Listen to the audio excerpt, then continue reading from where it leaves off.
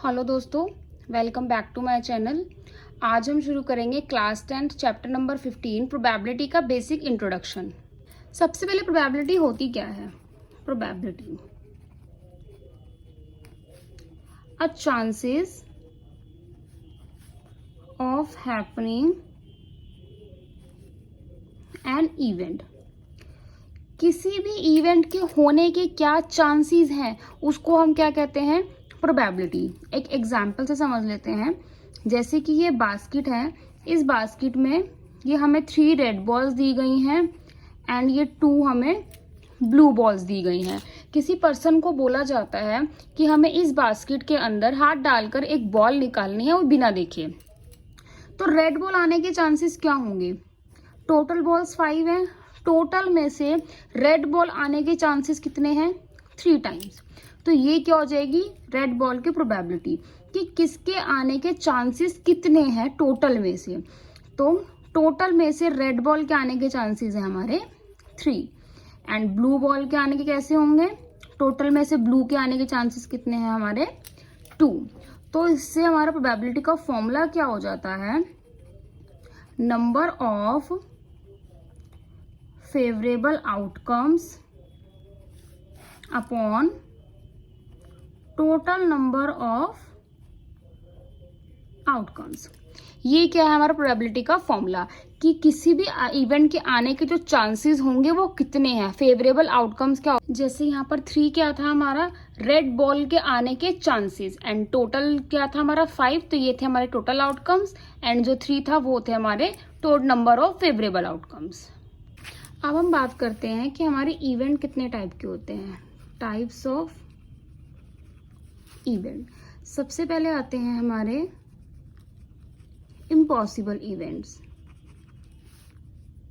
जिनकी कोई प्रोबेबिलिटी होती ही नहीं है, वो होते हैं हमारे इम्पॉसिबल इवेंट्स। जैसे मैंने बोला कि एक बास्केट है, इसके अंदर ये 5 ब्लू बॉल्स हैं, तो प्रोबेबिलिटी क्या होगी इसमें? ब्लैक बॉल आने की। जब बास्केट में हमारी ब्लैक बॉल है ही नहीं तो ब्लैक बॉल आएंगी कहाँ से? तो ऐसे इवेंट्स को हम बोलते हैं इम्पॉसिबल इवेंट्स, जिनका आना पॉसिबल नहीं होता। तो टोटल बॉल्स हमारी 5 हैं एंड ब्लैक आने के चांसेस कितने हैं? 0। तो इसका क्या आ जाता है आंसर? 0। सेकेंड आते हैं हमारे श्योर या फिर सर्टेन इवेंट्स।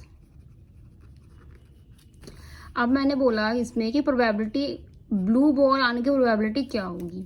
जब सारी ही ब्लू हैं तो कितनी भी बार मैं हाथ डालूं तो वो ब्लू ही आएगी। इसको कट के क्या आ जाएगा? 1।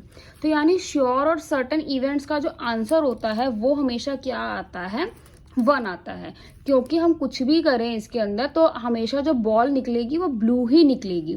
तो इससे हम एक चीज कह सकते हैं, जो हमारी प्रोबेबिलिटी होती है वो मिनिमम 0 हो सकती है एंड मैक्सिमम 1 हो सकती है। जैसी प्रोबेबिलिटी है मिनिमम 0 हो सकती है, मैक्सिमम 1 हो सकती है और इसके बीच में कुछ भी हो सकती है।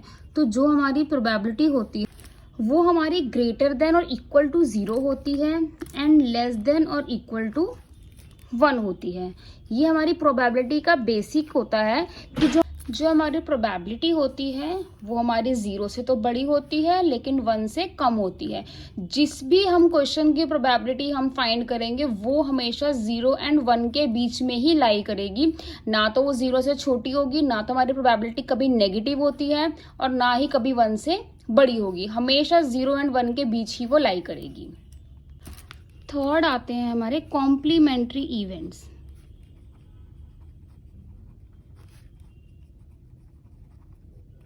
जैसे कि हमारे नाम से ही पता चल रहा है, कॉम्प्लीमेंट्री मतलब क्या होता है? पूरक। जो 2 चीजें आपस में मिलके पूरे करते हो वो होते हैं हमारे कॉम्प्लीमेंट्री इवेंट्स। जैसे मैंने बोला ये PE, इसको आप P बार, इसको आप नेगेटिव बोल लो या नॉट E बोल लो, बात एक ही है। यानी किसी चीज के, किसी भी इवेंट के आने के चांसेस और उसके ना आने के चांसेस, दोनों को अगर हम ऐड करेंगे तो वो क्या आता है? 1 आता है। जैसे कि एग्जाम्पल लेते हैं इसका, किसी भी क्वेश्चन में किसी इवेंट के आने के चांसेस दे रखे हैं वो हमें 0.2 दे रखे हैं।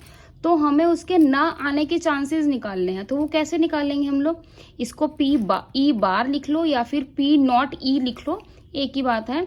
हम 1 में से उसके आने के चांसेस को माइनस कर देंगे, तो उसके ना आने के चांसेस कितने होंगे, 0.8। ठीक है, नेक्स्ट आते हैं हमारे एलिमेंट्री इवेंट्स।